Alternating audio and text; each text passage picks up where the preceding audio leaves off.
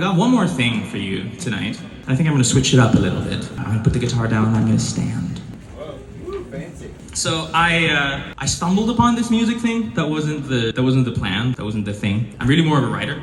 And I didn't just stumble upon music in Nashville. I stumbled upon the community of music in Nashville. And that thing has not just allowed me to continue doing this. I feel like it's also made space for the parts of me to lead with the parts of me that I couldn't even acknowledge for most of my life. A few months ago, I released my very, very first record called Stolen. And what that explores is, was my childhood sexual abuse. And not just that though, it was my process of making sense of that and reclaiming that. And however proud I am of that record and all the songs within it, it's not all sad. There's a song about eating ass over there, so give it a listen. That's part of the process, is what I tell people. There was one thing that I wanted to write about. There was supposed to be one other song in there that I tried for a very long time to try and write about, but I couldn't. And what I wanted to write about in song form was my very complicated relationship with women. Because the abuse was done by a woman, yes. However, I felt that it's also because of the incredible women in my life that I found the strength to go about everything the way I did. So all of that, plus all of the complications of what it's like growing up as a man and what that provides you, made it quite a complicated thing. And I couldn't write about it in a song because I realized it was the wrong medium. And so I wrote a little monologue about that, yes. If that would be okay for me to share tonight. Woo! Is that a yes? You just have to sing it. Oh, fuck me. All right, it's called Pussy, and it goes like this. Woo! If the room would so graciously allow, I'd like to talk about something that I don't know an awful lot about. And before I start, let me make this quick. An honest disclaimer. I have a dick. It's true. It's true. It's right here. It's all right. Gets the job done. Most of the time. Anyway. In November of '95, I came out of a pussy. I don't remember much of it, but like the rest of us in this room, how could we? The whole event is a story, we are told. One we tell our boys to avoid for as long as possible, as we lecture the girls to get to it before they get too old. The nuances of those implications I will never truly understand, but hey, that's just what it's like growing up as a man. Good morning, class. Today we are to learn about your bodies. Be sure to take notes. You are a boy because you have a penis, and you are a girl because you don't. This is what we are taught. Set certain as the motions we are told to take when tying our laces into a knot. A woman is a woman not because of what she has, but because of what she does not. Okay, case closed. Quiz next week. Good luck. After that, we won't bring your privates up until you hit puberty, for then it's time to shame you all for wanting to fuck. Don't worry, don't worry. Most of you will have it much easier than some, so choose wisely. Here is a poorly translated 2,000-year-old book to tell you who, how, and when it is all right to come. Use it as directions. And remember that we are all equal in the eyes of the Lord. But here's an itemized list of all of the exceptions. I'll pray for you. This was the shit that most of us had to or are having to unlearn. So much shit that isn't even most of it. Unluckily, my orientation was less than hypothetically earned. And if you'd let me, I would like to have you breathe in the ghosts of it. My abuser had a pussy. Of course, I didn't quite yet find it to be so pretty way back then. I was a boy, barely 5, and then 6, and then 7, 8, 9, and 10. Women are soft, they said. Women are gentle. They will care for you, for they are the heart of this cruel world. So what then is a boy to do when all of that is proven wrong by a girl? Thankfully, I didn't have to figure that out for myself, at least not until very recently.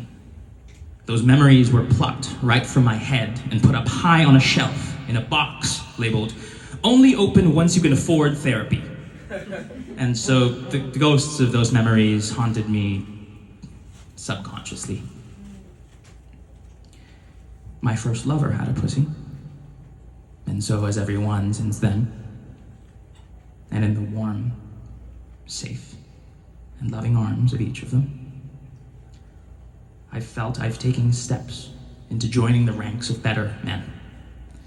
And in time, I slowly learned to see a woman for what she is instead of what the world says she ought to be. That's when all the memories started to come back to me. And along with it, all the multiple fascinating definitions of this mystical, magical, frightening thing they called a pussy. There she is, staring right back at me with a glint in her eye as she tells me what to do. She tells me what to do. But that's okay now, because I am no longer a boy who doesn't know he doesn't want her to. And boy, do I want her to. She tells me to get right to it, but I know to take my time. Right now, I exist only for her pleasure as she tells me she's all mine. I rub my face against her thighs, like a cub that craves for warmth at its mother's side. She feels my presence through my breath, a sense of danger with my teeth. I get close, and I learn to listen to it whisper. And then it fucking queefs. It fucking queefs. And that's okay. That's okay. That's totally okay. It's funny and it's fun. It's happy and it's warm. It's loving and it's real. For now, a pussy makes me feel things that I do want to feel, and I am emboldened. In the safety of these moments, I reclaim what once was stolen.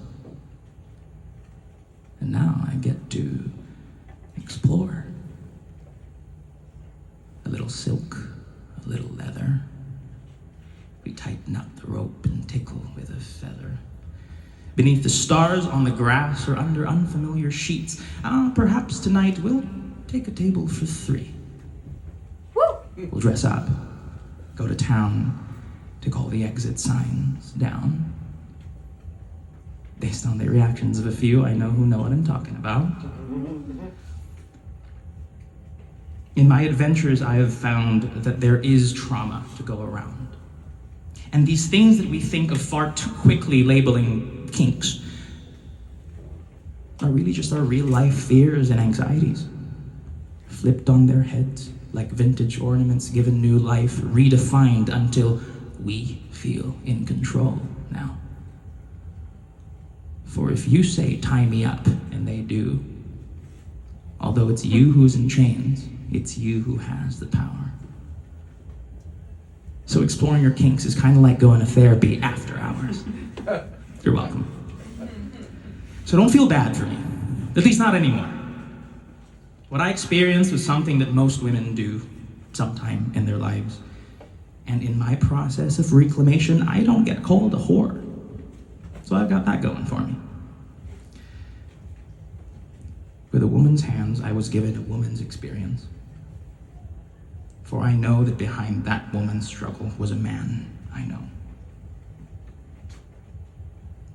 These are the cards that I've been dealt, and I do choose to play my hand. And though my current process of learning and unlearning has not yet left me with answers to see, I can say proudly that pursuing the questions have set me free. And a few final words from this learning man to thee. Both a promise and a request to help hold me accountable. This cycle that I'm on, well, that ends with me.